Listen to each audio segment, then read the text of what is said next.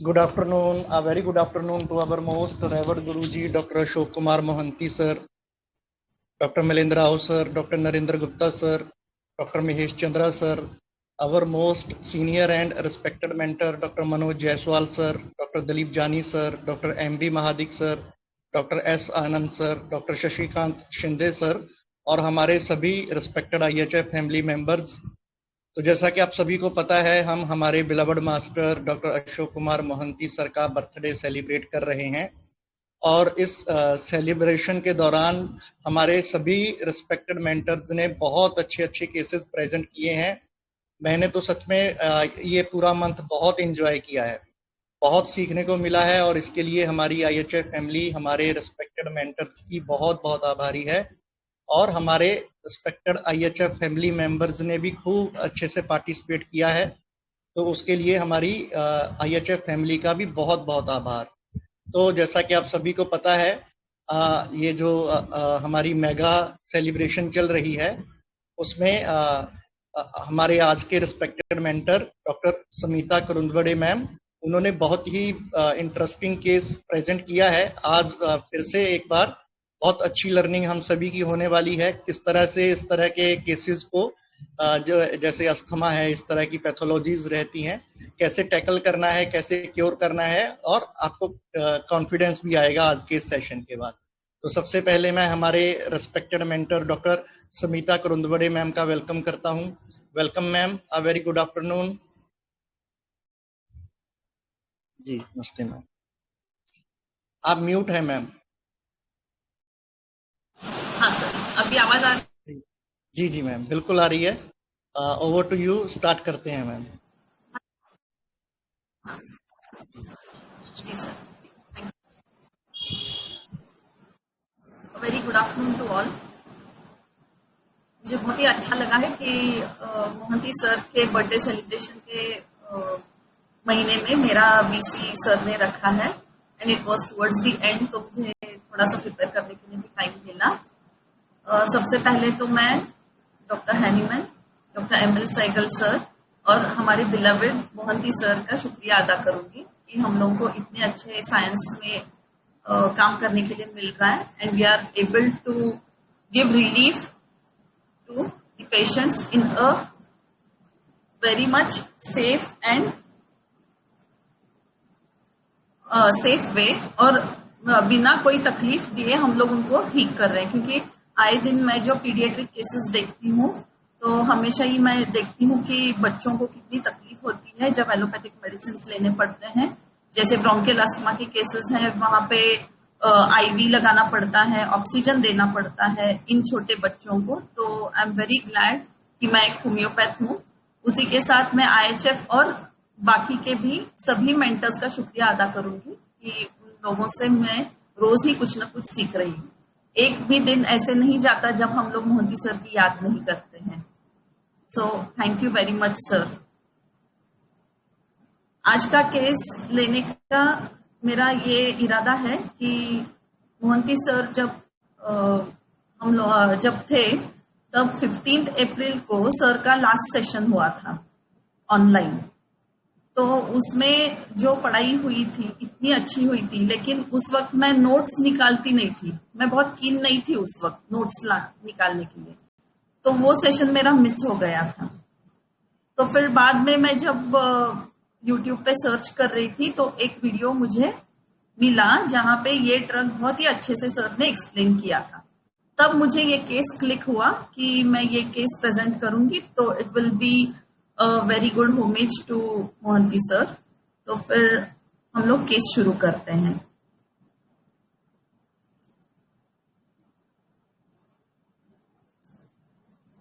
Sir audio video clear है ना?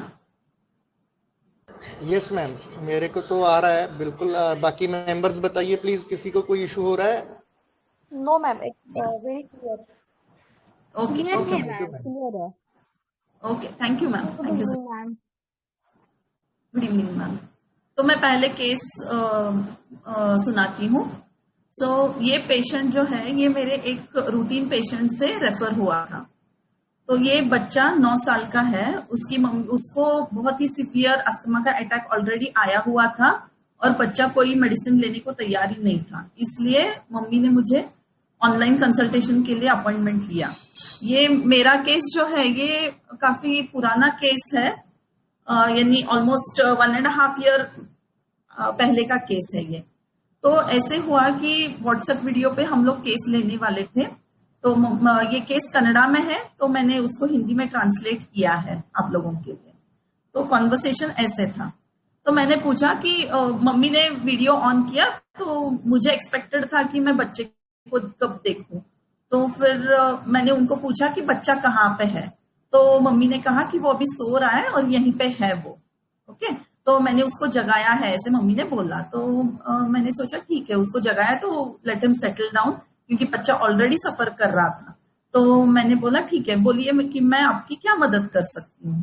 तो उन्होंने कहा कि इस बच्चे को अभी फिलहाल तो माइल्ड टेम्परेचर है, लेकिन उसको खांसी बहुत है, सर्दी भी बहुत होती है, और चेस्ट में आवाज भी आती है, सांस लेने के लिए भी मुश्किल हो रहा है उसको, और कफ इतना है ना, लेकिन वो सब पूरा ड्राई है, कुछ भी नहीं निकलता, और वो कंटिन्यूअस खांसते रहता है, और नाक में भी उसको ड्राइनेस होता है और नेजल कंजेशन होता है, और बहुत अनकंफर्टेबल होता है बच्चा।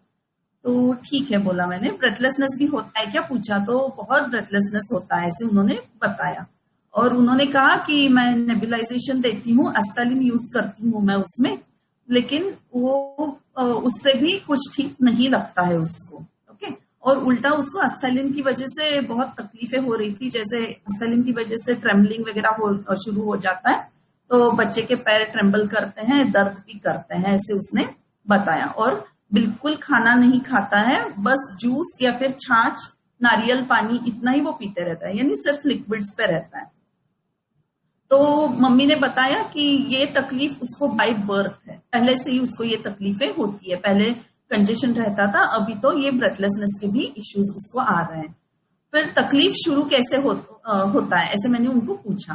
तो उन्होंने बताया कि क्लाइमेट चेंज होता है, या फिर डस्ट होता है, बाहर का कुछ उसने खाया तो तुरंत उसको शुरू हो जाता है, और काफी बार उसको एडमिट करके ऑक्सीजन देने की भी नौबत आई थी। सिंस 9 मंथ्स उसको, यानी उसके एज के 9 मंथ्स से उसको काफी बार एडमिट किया गया है, आईवी चढ़ाए गए हैं, क्योंकि वो कुछ खाता पीता नहीं है उस वक्त, और ऑक्सीजन थेरेपी पे भी काफी बार उसको रखा हुआ है, ऐसे उन्होंने कहा। मैं एक पीडियाट्रिक हॉस्पिटल में विजिट के लिए जाती हूँ, तो वहीं पे वो बच्चा ट्रीटमेंट लेने के लिए आता था।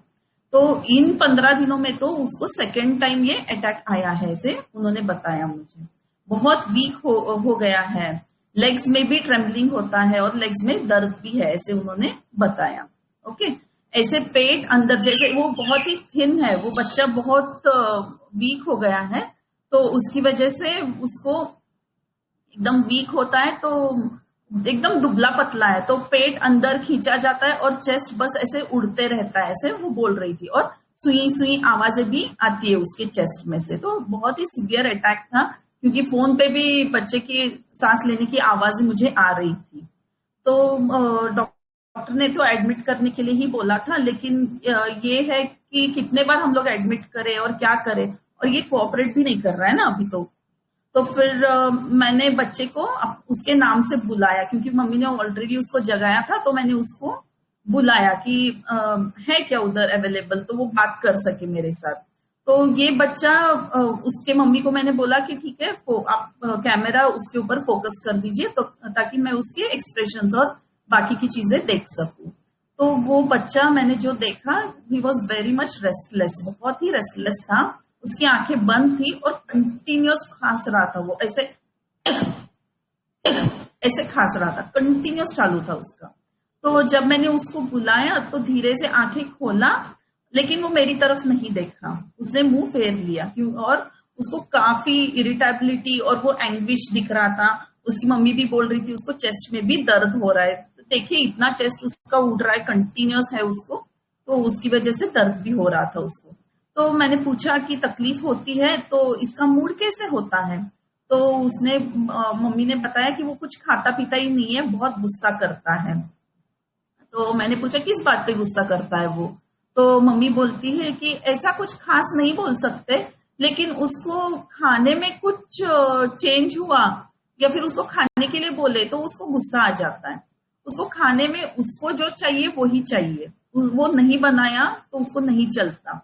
और वो कैसे है कि उसके हिसाब से बनाएंगे तो भी उसमें कुछ ना कुछ गलती निकालेगा, कुछ नुक्स निकालेगा और खाएगा ही नहीं। कुछ तो रीजन देगा और फिर बिल्कुल नहीं खाएगा, बस जूस वगैरह लेते रहता है। उसका फेवरेट खाना बनाया तो भी वो खाता ही नहीं है, ऐसे उसने बताया। सिर्फ छाछ और जूस पे ही रहता है। तो मम्मी बोलने लगी आगे कि वो जब ठीक रहता है तो बहुत एक्टिव होता है, खेल कूद चालू रहता है। फिर उनका आंगन है, बड़ा आंगन है उनका। तो एक दो बार उन्होंने जो वीडियोस शेयर किए थे तो बच्चा आंगन में कैसे खेल रहा था, कैसे काम कर रहा था, वो भी उन्होंने मुझे दिखाया हुआ था। तो उनका आंगन है तो वहां पे मिट्टी में खेलेगा, गार्डनिंग करेगा। काफी ट्रीज के नाम भी उसको पता है, उनको कैसे संभालते हैं, कौन से ट्री को कौन सा फर्टिलाइजर डालना है, ये सब वो यूट्यूब पे देखते रहता है। तो और ये सब सीखते रहता है, उसको बहुत इंटरेस्ट है, ऐसे मम्मी ने बताया। तो ठीक है बोला मैंने। तो और बाकी के साथ साथ कैसे रहता है, तो सबके साथ काफी घुल मिल के रहता है, सबका लाडला है, सबको हेल्प करता है। तो इसकी मम्मी है ना, ये लेडीज मर्चेंडाइज ये करती है, बिजनेस करती है घर पे। तो काफी बार मैंने उनके व्हाट्सएप स्टेटस में देखा है कि वो ड्रेसेस जब एग्जिबिट करते हैं ना, तो ऐसे वो ड्रेसेस एग्जिबिट करने के लिए वो बैठता है बच्चा, इतना हेल्प करेगा। फिर कस्टमर आके जाते हैं तो पूरा सामान सब जमा करके रखने के लिए भी हेल्प करेगा मम्मी को। मम्मी को किचन में भी वो हेल्प करता है। और उसी के साथ वो अपने डैडी को भी काफी हेल्प करता है। डैडी को भी वो गार्डनिंग में वगैरह, उसके डैडी को गार्डनिंग बहुत पसंद है, तो डैडी को गार्डनिंग में हेल्प करता है। दादा दादी से काफी क्लोज है, दादाजी का एकदम लाडला पोता है वो। तो फिर ऐसे सब उन्होंने बताया। लेकिन जब अटैक शुरू होता है तो एकदम शांत होके एक ही जगह पे मोबाइल देखते सो जाता है। ओके, बिल्कुल कोई एक्टिविटी नहीं करेगा, स्टडी नहीं करेगा, कुछ भी नहीं करता है वो, बस ऐसे ही पड़ा रहेगा। और उसको कोई काम बोले तो उसको कोई काम बोलेंगे तो वो भी बिल्कुल नहीं सुनेगा, बोलेगा कि मेरे पैर में दर्द हो रहा है और मैं कुछ नहीं कर सकता, ऐसे वो बोलेगा। तो मुझे वीक लग रहा है, मेरे पैर दर्द हो रहे हैं, ऐसे वो बोलेगा। लेकिन सच में ही उसको बहुत वीकनेस हो जाता है, इसकी उसकी मम्मी बोलती है। और मेडिसिन की बोतल देखेगा तो एकदम, अभी तो उसको नौशिया ही हो रहा है। आप सोचिए बाय बर्थ उसको ये प्रॉब्लम है, तो उसने कितनी दवाइयां ली होंगी। तो वो मम्मी बोल रही थी, ये केस काफी लंबा है एक्चुअली, मैंने बहुत कट शॉर्ट करने की कोशिश की है। तो हर बार 3-4 बॉटल्स देंगे, एंटीबायोटिक देंगे तो कितना लेगा ना। और एक्चुअली ये नेबुलाइजेशन से भी ना मुंह का टेस्ट भी खराब हो जाता है, ड्राइनेस भी आ जाता है। तो वो बच्चा बहुत परेशान था। तो अभी तो उसको बॉटल देखेगा ना तो नौशिया होके वॉमिटिंग हो जाता है, ऐसे उसकी मम्मी बोल रही थी। इसलिए वो मेडिसिन भी लेने को तैयार नहीं है और खाना भी खाने को तैयार नहीं है, तो बहुत वीक हो गया है। ओके, तो मैंने पूछा कि गुस्से में रिएक्ट कैसे करता है, तो वो बोल रही थी कि उसके खिलाफ थोड़ा भी हुआ तो गुस्सा होता है और रोने लगता है। और ये नॉर्मल होता है तब भी ना ऐसे चीख चीख के बातें करता है वो, और ज्यादातर मम्मी के साथ वैसे बात करता है। लेकिन ये जो चीखना है ना, ये जब बीमार होता है तो और बढ़ जाता है। कोई भी बोलेगा तो एकदम चीख के कुछ भी बोलना है तो वैसे बोलेगा। तो ठीक है बोला मैंने। तो उनकी फैमिली हिस्ट्री पूछी मैंने। तो फैमिली में मॉम है, डैड है, उसका एक बड़ा भाई है जो 6 साल से बड़ा है उससे, और ग्रैंड पेरेंट्स है घर पे। तो बड़े भाई के साथ इसका बर्ताव कैसा है मैंने पूछा। तो बड़े भाई के साथ तो अच्छा है, दोनों मोबाइल खेलते रहते हैं, कंप्यूटर पे खेलेंगे। और उसको अगर कुछ काम रहेगा भैया के साथ तो भैया भैया बोल के उससे काम करवाता भी है। और किसी बात पे झगड़ा होता है तो आके मुझे कंप्लेंट भी करेगा, गुस्सा भी करेगा, बस चलता रहता है उनका। तो फिर ठीक है बोला। बाकी लोगों के साथ कैसे है, तो वो सबका फेवरेट है और लाडला भी है, क्योंकि घर में सबसे छोटा भी है वो, और सब लोग उसकी काफी पैम्परिंग करते हैं। तो यहाँ तक हो गया, तब तक पेशेंट उठ गया था। तो उसकी मम्मी ने मुझे इशारा किया कि वो उठ गया है। तो मैं उससे बात करने की कोशिश कर रही थी तो वो अपने मम्मी को बोल रहा है कि मैं 8 साल का हूँ। क्या हुआ, पहले मम्मी को मैंने एज पूछा था तो 9 इयर्स बोला था, और दूसरी बार डिफरेंस कितना है उसके भाई में और इसमें डिफरेंस कितना है पूछा तो 6 इयर्स। तो बच्चे को वो समझ में नहीं आया, उसको क्या लगा मम्मी ने उसको 6 years बोला है, इसलिए वो मम्मी को गुस्से से बोलने लगा कि मैं 8 years का हूँ, तुमने 6 क्यों बोला। ओके, तो मम्मी इतना रिकलेक्ट नहीं कर पाई, तो मम्मी ने एकदम से ऐसे अपना स्टेटमेंट करेक्ट किया। तो फिर मैंने वापस से उस पे फोन फोकस करने के लिए बोला, तो पेशेंट अभी भी बिस्तर में ही सो रहा था, ब्लैंकेट पूरा मुंह पे ओढ़ के रखा था, उसको काफी ब्रेथलेसनेस और कॉफ था, फिर भी वो ब्लैंकेट मुंह पे ओढ़ के रखा उसने। और फिर जब मम्मी ने ब्लैंकेट मुंह पर से निकाला तो दो हाथों से ऐसे उसने कवर कर लिया और उसने वो टर्न होके सो गया। फिर मैं उसको बुला रही थी तो फिर भी वो मेरी तरफ देखने को तैयार नहीं था। और फिर बाद में मैं उसको बोलने लगी कि मैं तुमको स्वीट पिल्स दूंगी, आप मुझसे बात करो, तो वो बिल्कुल अपना फेस मेरी तरफ बिल्कुल ही नहीं किया उसने। ओके, तो फिर मैंने छोड़ दिया उसको कंफर्टेबल होने के लिए। फिर मैंने मम्मी को पूछा, जब कोई नए लोग आते हैं घर पे तो उनके साथ भी ऐसे ही करता है क्या ये? तो मम्मी ने बोला कि हाँ, कभी कभी वो ऐसे ही करता है, नए लोगों के साथ वो एडजस्ट नहीं हो पाता है, बहुत शर्माता है वो, और फिर अपना फेस ऐसे थोड़ा टर्न करके ही उनसे बात करेगा तो भी ऐसे स्ट्रेट कम्युनिकेट नहीं करता है, लेकिन थोड़ी देर के बाद वो मिक्सअप हो जाता है, लेकिन रूटीन लोगों के साथ अच्छे से घुल मिल के रहता है। तो आपने उसका एज करेक्ट नहीं बताया था क्या? तो उसने टोका आपको, ऐसे मैंने पूछा उनसे, तो उसने बोला कि हाँ, उसको अपना सब कुछ उसको करेक्ट बोलना चाहिए। उसको उसका भाई है ना, वो चिढ़ाते रहता है कि तू 7 साल का दिखता है, तो उसको गुस्सा आता है और वो बोलता है नहीं मैं 8 साल का हूं, ऐसे वो बोलता है। तो उसको एकदम करेक्ट बोलना चाहिए। और एक बात उसने मुझे बताई कि उसको दूसरे दिन खाने में क्या क्या प्लान है ना, वो सब इसको बताना है। देखिए, ये फैमिली में सबसे छोटा है, लेकिन इसको सब कुछ बताना चाहिए। अगर प्लान में कुछ चेंजेस होने वाले हैं, समझो कि कोई सब्जी घर पे नहीं है और वो बनाने का प्लान है, तो उसको पहले दिन ही बोलना है कि ये सब्जी घर में नहीं है तो नहीं बना सकते, ये उसको बोलना है, समझाना है, तभी वो चुप रहेगा, नहीं तो दूसरे दिन वो गुस्सा हो जाएगा। और थोड़ा भी प्लान में चेंजेस आते हैं तो बिल्कुल उसको पसंद नहीं है, स्पेशली खाने की चीजों के बारे में, ऐसे उन्होंने मुझे बताया। तो क्या करता है, नहीं बनाया तो क्या करेगा, तो गुस्सा हो जाएगा। तो उसको और क्या पूछा, तो उन्होंने बताया कि कहीं पे जाना होगा ना, तो वो एक बार वो सांगली गए थे और आते वक्त वो कोल्हापुर यानी हमारे शहर में आने वाले थे, तो कुछ वहीं पे लेट हो गया तो वो नहीं आ पाए कोल्हापुर। तो वो इतना गुस्सा हुआ, तो पूरे टाइम यानी 3-4 घंटे वो कार में रोते रोते ही घर गया और दूसरे दिन उसको बुखार आ गया। तो वो बोलता है कि तुम लोग प्लान क्यों चेंज किए, ऐसे उसका कहना था, ऐसे मम्मी ने बताया। तो बीच में ही पेशेंट अपने मम्मी को पूछ रहा है कि मेडिसिन का टेस्ट में कैसा होगा, वो पूछ रहा है, क्योंकि मैं उसको बता रही थी ना कि स्वीट पिल्स है, तो वो मम्मी को पूछा है कि टेस्ट में कैसे होंगे। तो मैंने एकदम से बोला कि स्वीट होंगे। तो अगर नहीं होगा तो, ऐसे उसको डर है, तो अगर नहीं होगा तो बोल के पूछने लगा। तो मैंने बताया कि नहीं, वो स्वीट ही रहेगा, डोंट वरी, आप चिंता मत करो। तो उसने बोला दिखाने को बोलो, तो मैंने उनको दिखाया कि ये देखो, ये स्वीट पिल्स है। मैंने अपनी एक बॉटल निकाल के उसको दिखाई। तो अच्छा, रात को तकलीफ होती है तो आपको जगाता है क्या? तो मम्मी बोली कि नहीं, ऐसे कुछ जगाता नहीं है, क्योंकि मैं ही खुद ही जागते रहती हूँ और बीच बीच में जाके उसको देखते रहती हूँ कि वो ठीक है कि नहीं है, तो ऐसे कुछ नहीं है। लेकिन वो मुझे पास में बैठो वगैरह ऐसे कुछ नहीं बोलता है, और अपनी चीजें वो खुद मैनेज करता है, यानी सुसु पॉटी वो अपने आप मैनेज करता है। वैसे वो 8 साल का है तो वो मैनेज कर लेता है, ऐसे उन्होंने बताया मुझे। तो फिर मैंने पूछा कि कुछ डिमांड करता है क्या या नहीं वो, क्योंकि ऐसे बाहर जाते हैं तो बच्चे डिमांड करते हैं। तो उन्होंने बताया बहुत डिमांड्स रहते हैं, लेकिन बस खाने के लिए ही सब डिमांड्स रहते हैं। तो कल टिफिन में क्या रहेगा, स्नैक्स में क्या बनाओगे, ऐसे सब उसका वो पूछते ही रहता है। और टेस्ट में भी अच्छा है, यानी मम्मी कुछ भी बनाती है ना तो टेस्ट के लिए उसी को बुलाती है।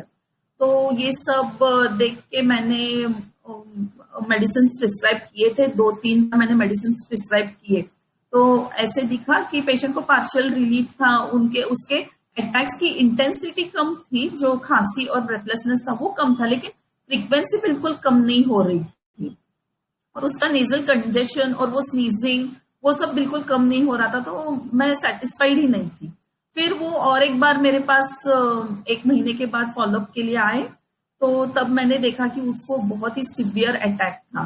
तो मम्मी बोली कि ये ऐसा अटैक उसको रात को ही बहुत आ रहा है, और दिन भर तो वो ठीक रहता है, लेकिन रात को बहुत इंटेंसिटी बढ़ गई है अटैक की, और ये 8 दिन से चल रहा है। तो मैंने सोचा कि मेडिसिन बदलना पड़ेगा, ये तो काम नहीं कर रहा है। तो फिर मैंने, क्योंकि उसका न लंग्स ठीक थे, क्योंकि पूरा 20 सुनाई दे रहा था, मैंने एग्जामिन भी किया। तो आई वॉज थिंकिंग, तो फिर अभी क्या पूछूं ना, सब कुछ तो पूछ के हो गया था। तो जस्ट मैंने उसको पूछा कि आज कैसे था वो बताइए मुझे, क्योंकि मैं उसे बात करने की कोशिश कर रही हूँ तो बात भी नहीं कर रहा है मेरे से।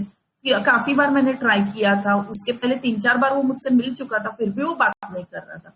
तो मैंने सोचा, एकदम से मुझे सूझ गया कि आज क्या कर रहा था ये बताइए मुझे। तो फिर उसने बताया कि आंगन में पेड़ पौधों के बीच ही खेल रहा था।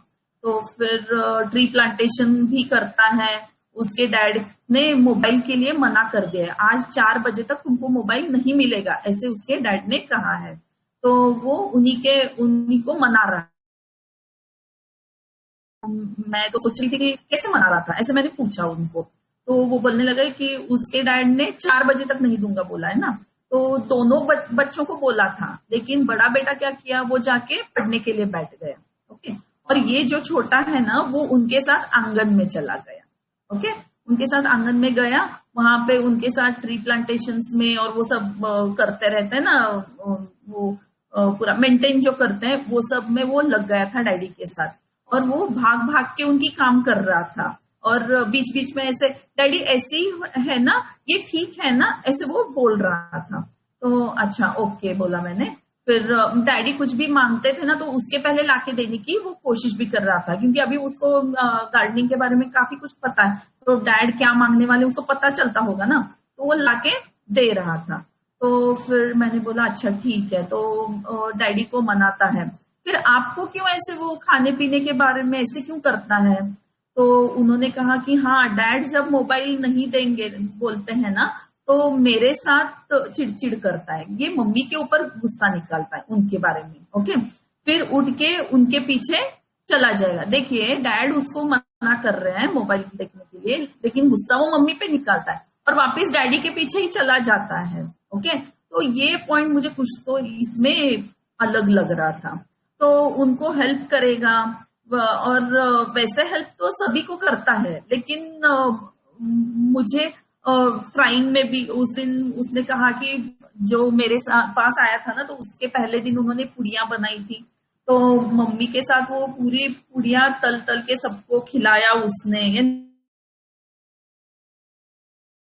वगैरह रहता है। तो मैंने पूछा और बोलिए, तो सबकी केयर करता है, सबकी तरफ ध्यान रहता है उसका, सबका लाडला है, सबको प्यार भी करता है। और बस उसके खिलाफ कुछ नहीं होना चाहिए, नहीं तो फिर वो गुस्सा निकालेगा और चीखने लगेगा, और मेरे पे ही निकालता है। तो मैंने पूछा मारता वगैरह भी है क्या? तो नहीं नहीं, वैसे कुछ नहीं करता है, बस चीखता है और जोर जोर से बातें करता है, इतना बोला उन्होंने।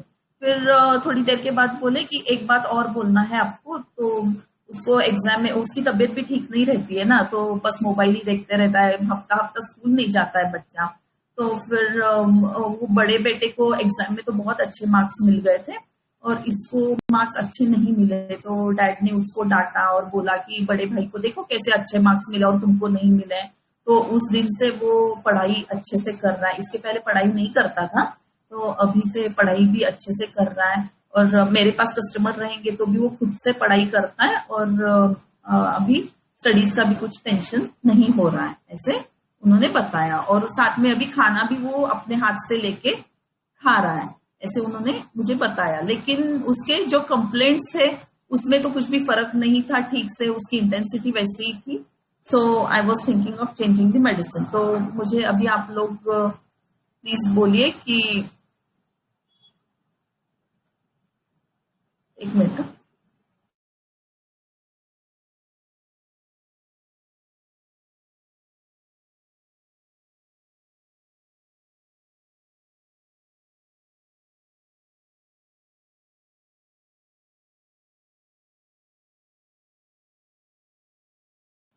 Hello Praveen sir. Yes hello. Ma'am. हाँ सर, जी जी जी एक एक इमरजेंसी है तो मैं उतना देखती हूँ, तब तक आप एनालिसिस लेंगे सर प्लीज।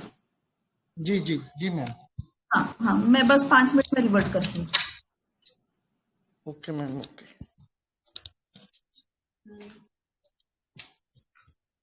जी बताइए प्लीज, क्या लग रहा है आपको?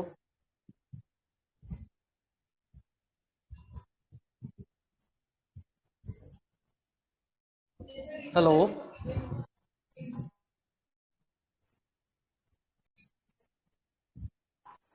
Hello sir. जी मैम। हाँ सर, मुझे ना ये लास्ट का पार्ट जब सुना, मतलब पूरी केस सुनी मैंने, लेकिन ये लास्ट का पार्ट सुनने से ना मुझे क्या लगा कि वो लाइकोपोडियम का फील आ रहा था। जैसे ऐसा लग रहा है कि बच्चा मैनिपुलेट कर रहा है और फ्लैटरिंग डिजायर है बच्चा, इसीलिए ना सबको मदद करना, ये करना वो करना।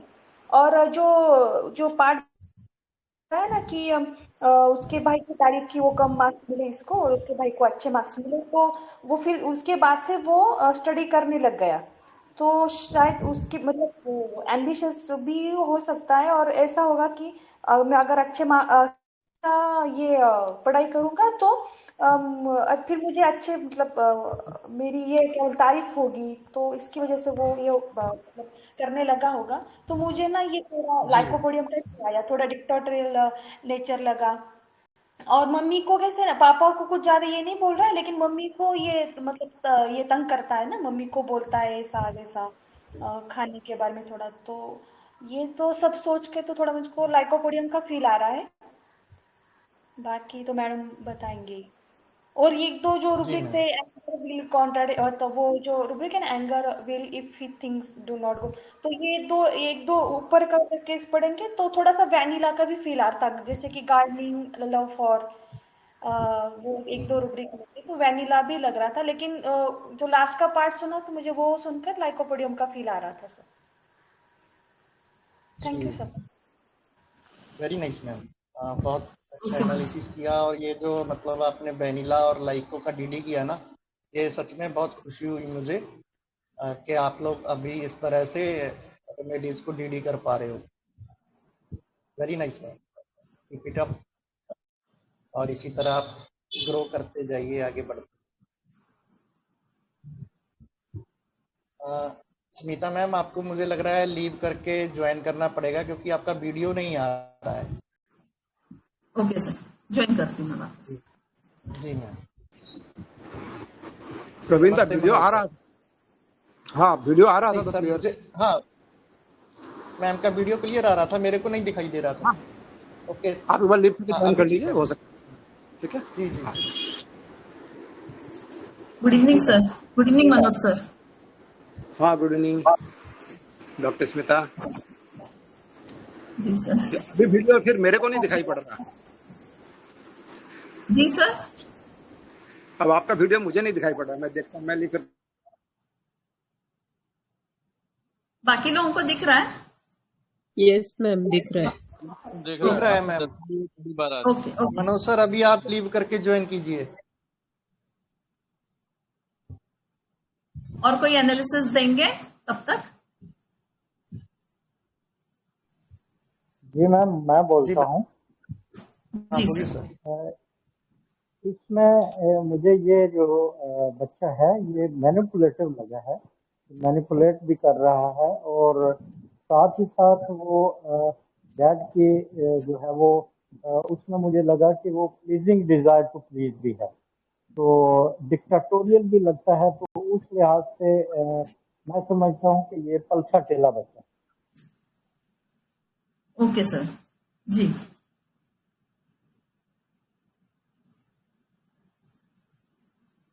Okay sir.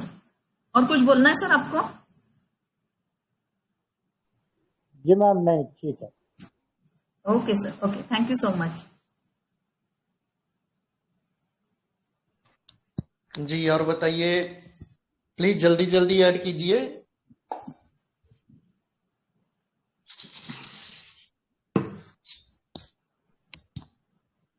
हेलो। भाई बीसी के टाइम हमको टिमिडिटी में नहीं जाना है, हमको कम्युनिकेटिव रहना है। एकदम सिंपल है केस।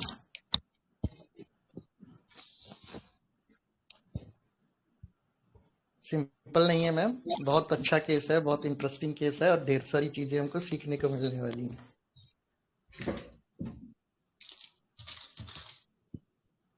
जी बताइए, प्लीज ऐड कीजिए। हमारे बीसी का टाइम लंबा चला जाता है, तो प्लीज कोऑपरेट कीजिए, सभी जो जो ऐड करना चाहते हैं ऐड कीजिए। जल्दी जल्दी बोलेंगे तो फिर थोड़ा सा हम लोग उस मेडिसिन का चाइल्ड कैसे होता है ये भी पढ़ेंगे। जी मैम।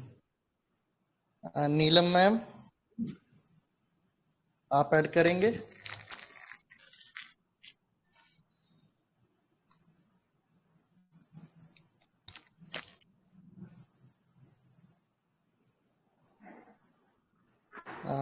राजेश पटेल सर ने ज्वाइन किया है। राजेश सर प्लीज आप बताइए, आपका एनालिसिस क्या है इस केस पे? Good evening ma'am. Good evening sir. हाँ मैडम, मुझे ये लगा इसमें कि उसको जब प्लान उसका चेंज होता है अगले दिन का कोई भी, तो उसको गुस्सा आता है। जी तो सर। ये मुझे स्ट्राइकिंग लगा, तो इसमें मुझे चॉकलेट लगी इसमें, एंगरी प्लान चेंज ऐसा रुब्रिक है शायद इसमें। जी सर। और हाँ है। दूसरा, हाँ, और नेचर लव भी लगा मुझे, जैसे कि वो गार्डनिंग और वो सब मुझे ज्यादा पसंद है।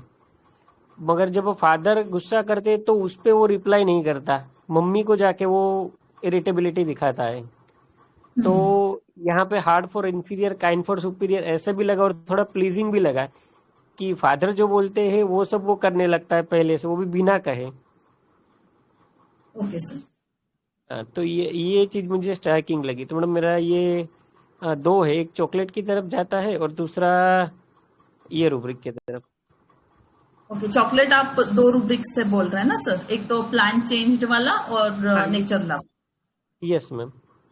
Okay sir. थैंक यू अच्छा मैम। है सर, एनालिसिस अच्छा था आपका। Thank you sir. Thank you ma'am.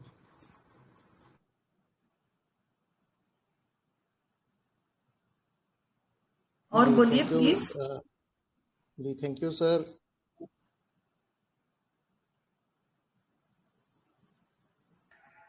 Ma'am मुझे भी ये लाइकोपोडियम ही लग रहा है। एक ऐसी टर्म जो म्यूटिज्म है, आपने कुछ पूछने के बाद में मतलब वो बोल रहा ही नहीं है। जी सर। और जो बाकी सब लोगों ने बताया हार्ट टू भी है उसमें, मैनिपुलेट तो है, तो लाइकोपोडियम ही लग रहा है। Okay sir. Okay, thank you. Thank you. Thank you sir.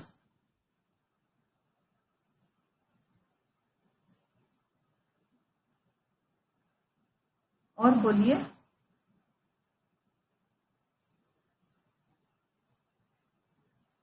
Sonali ma'am आप ऐड कीजिए, आपका क्या एनालिसिस है?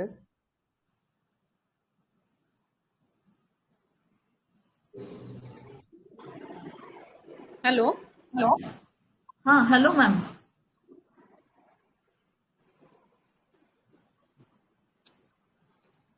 हेलो।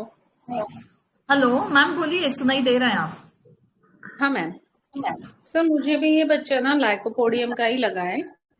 ये सबके बीच में घुल मिल कर रहता है ना, तो मैंने अफेक्शनेट लिया है। और उसके मुताबिक ही सब होना चाहिए, अगर नहीं होता है तो तुरंत गुस्सा हो जाता है। तो एंगर कॉन्ट्राडिक्शन लिया है। फिर ये लड़का सबकी मदद भी करता है, हेल्पफुल है, केयर करता है सबकी। और उसे अपने रूटीन में या फिर किसी भी चीज में चेंज बिल्कुल पसंद नहीं है। थोड़ा डिक्टेटोरियल भी लगा। और जैसे वो नए लोगों में मतलब आसानी से घुल मिल नहीं पाता, थोड़ा टिमिड लगा। तो ये मुझे लाइको लग रहा है बच्चा। और ये मैनिपुलेटिव भी लगा, अपने पापा को मैनिपुलेट कर रहा है, मोबाइल देने के लिए उनसे अच्छी अच्छी बातें कर रहा है, उनको काम में हेल्प करता है, और गुस्सा तो मम्मी पे निकलता है। तो लाइको ही लग रहा है मुझे ये। मैनिपुलेटिव में लाइको है मैम। मैनिपुलेटिव में देखना पड़ेगा। तो मैंने देखा फ्लैटर नहीं। कर रहा है, ऐसे ले सकते हैं ना, वो पापा को इम्प्रेस करने की कोशिश कर रहा है। ओके ओके,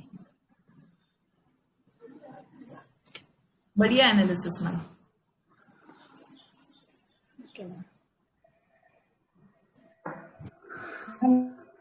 मैं बोलूं?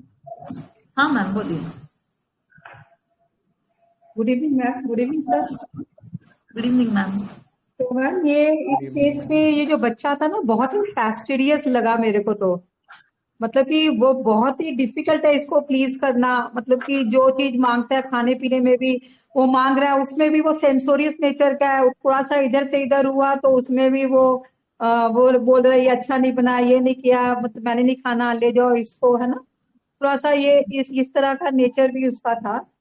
और कॉन्ट्राडिक्शन बिल्कुल भी बेयर नहीं करता। जो उसको मैम आपने पूछा ना कि प्रिकॉसिटी क्यों लिया आपने यहाँ पे, तो हाँ मेरे को ये लगा कि इतनी छोटी सी उम्र में कि वो बच्चा चाहता है कि उसको सब पूछ के काम करे। मतलब कि जो भी है उसको इन्फॉर्मेशन पहले मिलना चाहिए।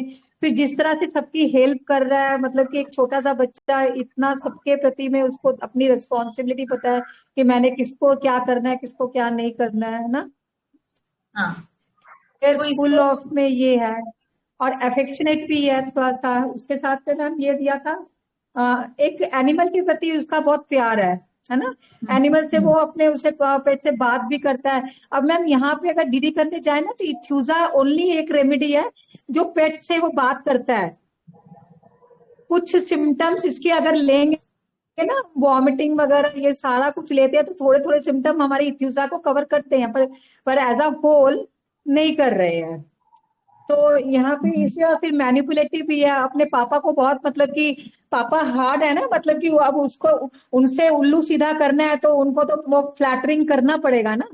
तो वो मतलब कि अपने पापा को करता है लेकिन सारा गुस्सा मम्मी के ऊपर में वो करता है। मतलब कि कितना ट्रिकी है ये मतलब मैनिपुलेशन का ये इधर से मतलब जा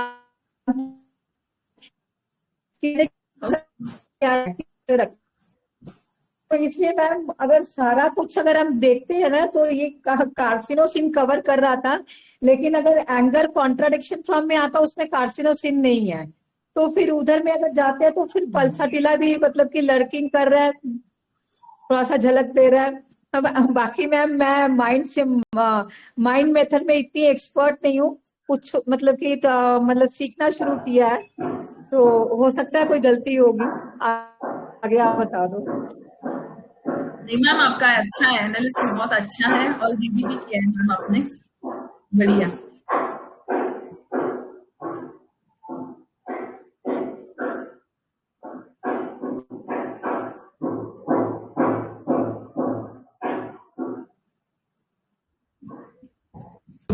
जी और बताइए।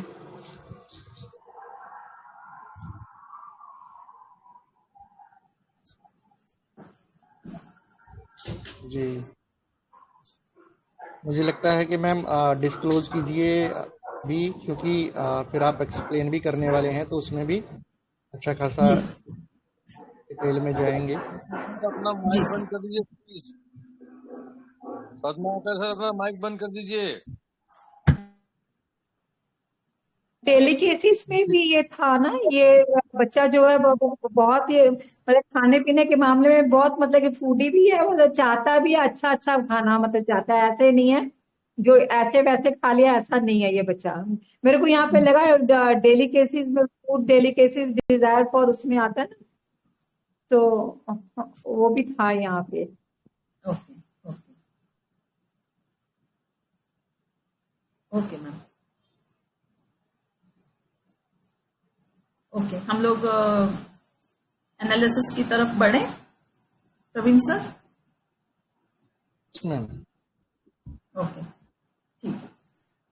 पहले तो जैसे सभी लोगों ने बताया कि ये बच्चा एकदम अफेक्शनेट है, सब लोगों का लाडला है और सब लोग उससे प्यार भी करते हैं। ओके, और ये भी सबके लिए बहुत करता है। तो अफेक्शनेट जो होता है ना वो टू एंड फ्रो होना चाहिए, यानी उसको देख के हम में भी प्यार जगना चाहिए और वो बच्चे को भी हमारे प्रति प्यार लगना चाहिए, तो वो अफेक्शनेट रहता है। तो यहाँ पे मैंने अफेक्शनेट लिया था। दूसरी बात है कि देखिए वो 8 साल की उम्र का है और दूसरे दिन क्या बनाने वाले हैं वो उसकी मम्मी उसकी सास को नहीं बोलती होगी, लेकिन इसको बोलती है। तो ये काफी डिक्टेटोरियल है, उसको जैसे चाहिए वैसे ही होना चाहिए, नहीं तो फिर वो खाना ही नहीं खाएगा। ओके। तीसरी बात है, मम्मी ने बताया कि वो जो उसका फेवरेट बनाते हैं ना, तो उसमें भी वो फॉल्ट्स निकालेगा, नुक्स निकालेगा, और उसको थोड़ा भी इधर उधर हुआ तो बिल्कुल नहीं चलता है। ओके। तो वो फास्टिडियस है, हार्ड टू प्लीज है, जैसे किसी ने बताया। ठीक है। और एक बात जो है, जो वो सबको हेल्प करता है, मम्मी को मर्चेंडाइजिंग में हेल्प करता है, किचन में हेल्प करता है, अपने डैडी को, दादाजी को, सबको हेल्प कर रहा है वो। तो यहाँ पे मैं इसको एक्टिविटी डिजायर्स एक्टिविटी लिया मैंने, क्योंकि ये काफी चीजें कर रहा है। और देखिए वो यूट्यूब पे देखना, वो फर्टिलाइजर कौन सा यूज करना है वो सब देखना, और लर्निंग डिजायर टू बी है, और वो बस कुछ ना कुछ काम में बिजी रहता है। एक बार उसका वीडियो आया था जो मैंने अभी बताया आपको कि आंगन में खेलते वक्त, तो उस वक्त भी वो जो टूटी हुई टहनियां थी उनको सब जमा कर रहा था वो। तो उसको हमेशा हाथ में कुछ ना कुछ एक्टिविटी चाहिए। बीमारी में भी देखिए वो मोबाइल देखते रहते हैं आजकल। ये तो बहुत कॉमन एक्टिविटी हो गया है बच्चों का, मोबाइल देखना और टीवी देखना। तो until and unless it is very much morbid, तो मैं वो अम्यूजमेंट वगैरह लेती नहीं हूँ। लेकिन यहाँ पे मैं एक्टिविटी डिजायर्स एक्टिविटी मैंने लिया था। उसको जब उसके हिसाब से खाना नहीं बनाते हैं, प्लान के हिसाब से एग्जीक्यूशन नहीं होता है, तो उसको गुस्सा आता है। ओके। तो this was simple anger contradiction from. Okay. ऐसे लिया था मैंने। प्लान चेक किया था, लेकिन सिर्फ चॉकलेट था, तो मेरे पास चॉकलेट था भी नहीं, और एक ही रूब्रिक मुझे मिल रहा था, और नेचर्स लव जैसे सर ने बताया, तो वो 2 रूब्रिक्स पे तो मैं दे नहीं सकती थी, तो फिर मैंने वो कंसिडर नहीं किया। तो मैंने ब्रॉड हेडिंग दिया एंगर कॉन्ट्राडिक्शन फ्रॉम। जब बच्चे को मैंने देखा तो वो रेस्टलेस था। ओके। बच्चा एकदम रेस्टलेस था, तो मैंने यहाँ पे रेस्टलेसनेस चिल ड्यूरिंग ऐसे लिया था, क्योंकि वो स्टेट जो था उसका, वो एकदम अनकंफर्टेबल स्टेट था, उसके लिए एकदम अनफेवरेबल स्टेट था, इसलिए वो रेस्टलेस था। दूसरी बात देखिए, जब उसके डैडी ने मोबाइल देने के लिए मना किया, तो वो क्या कर रहा था, वो भाग भाग के काम कर रहा था उसके डैडी के साथ। तो वो उसको अनकंफर्टेबल स्टेट था, उसको मोबाइल चाहिए था और डैडी देने को तैयार नहीं थे, और वो संडे का दिन था, फिर भी उसको नहीं मिल रहा था। तो वो भी एक चिल अनफेवरेबल सर्कमस्टेंस था, इसलिए वो उस वक्त भाग भाग के वो काम कर रहा था। वो मेंटली रेस्टलेस था कि मैं इनको कैसे खुश करूं कि मुझे मोबाइल जल्दी से मिल जाए। तो रेस्टलेसनेस चिल ड्यूरिंग ऐसे लिया था मैंने। ओके। फिर hard to inferior, soft to superior, ये तो पक्का है ही कि उसके डैडी को वो बटरिंग कर रहा है मोबाइल के लिए, उनके हाथ के नीचे काम कर रहा है, और मम्मी को वो ये नहीं कर रहा है।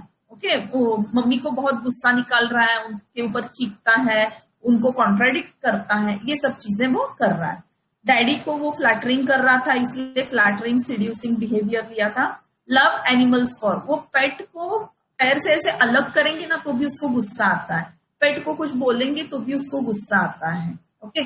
और एक बार वो जब मैं बोल रही थी कि पेट्स को मत रखो उसके पास, उसको तकलीफ होगी, तो उसकी मम्मी बोल रही थी कि अगर मैं पेट को कुछ करती हूँ ना, यानी ऐसे मारूंगी वगैरह, अगर बिस्तर पे आके बैठने की कोशिश कर रहा है, मारती हूँ, तो वो बोलता है वो पेट को इधर रहने दे, तू निकल जाए यहाँ से, ऐसे वो मम्मी को बोलता है। इतना पसंद है उसको, और वो उससे बात भी करता है, ऐसे उसने बताया। तो मैंने एनिमल्स लव फॉर लिया था, और वो चीख चीख के जो बातें कर रहा है, तो श्रीकिंग चिल्ड्रन इन मैंने दिया था उस वक्त। Okay.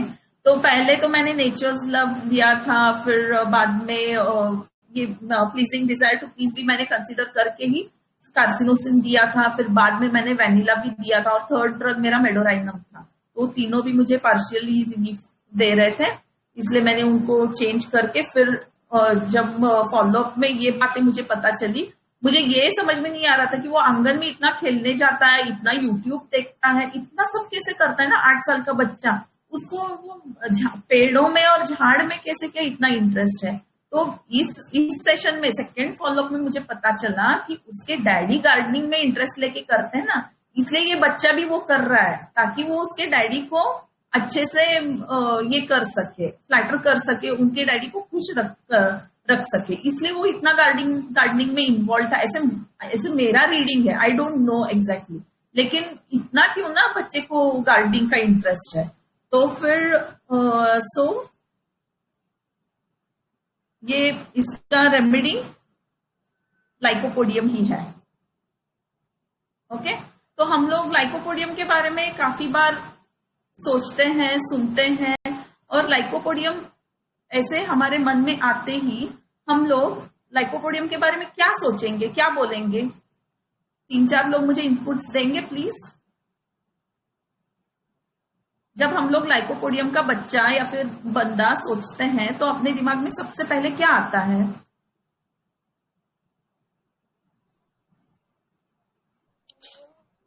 Hard for inferior soft.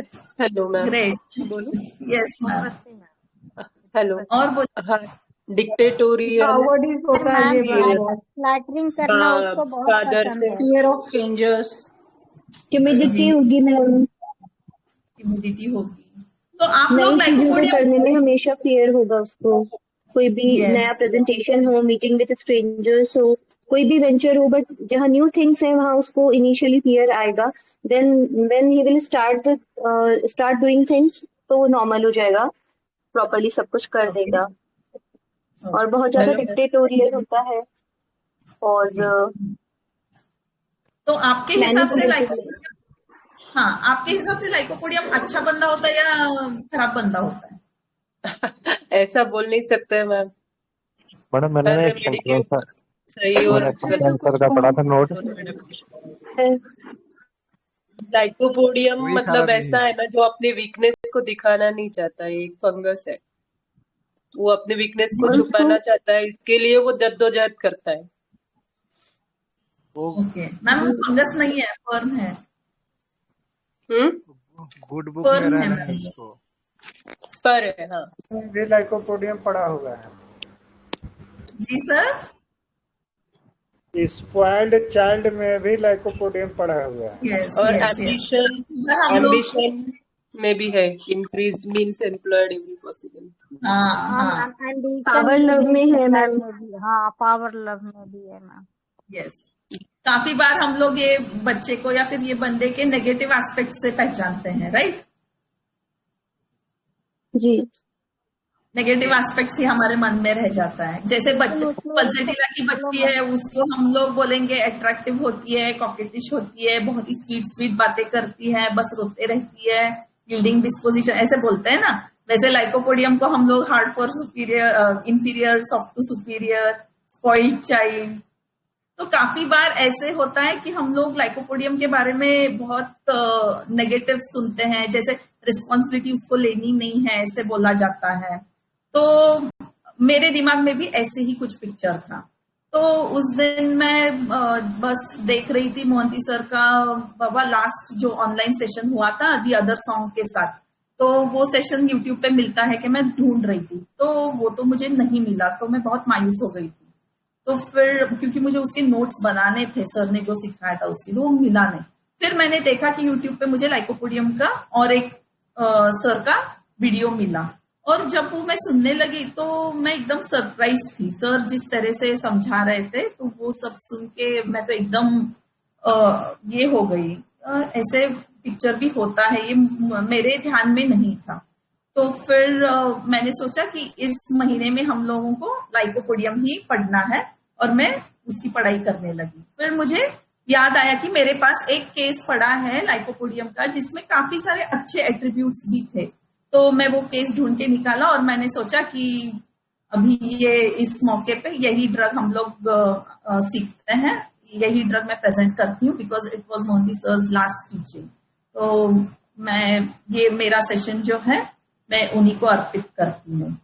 तो ये बच्चा जो 8 साल का है, so Kent says about this that Lycopodium is a great monument to doctor Hahnemann. Okay, monument यानी ये बड़ा ताजमहल होता है, बीवी का मकबरा होता है, जो अच्छे लोगों के याद में बनाया जाता है। Okay, so lycopodium is a great monument. Sir बोलते हैं, मोहंती सर बोलते हैं उस वीडियो में कि खामखा लाइकोपोडियम को मोगैम्बो बना दिया है, लेकिन वो अच्छा भी होता है।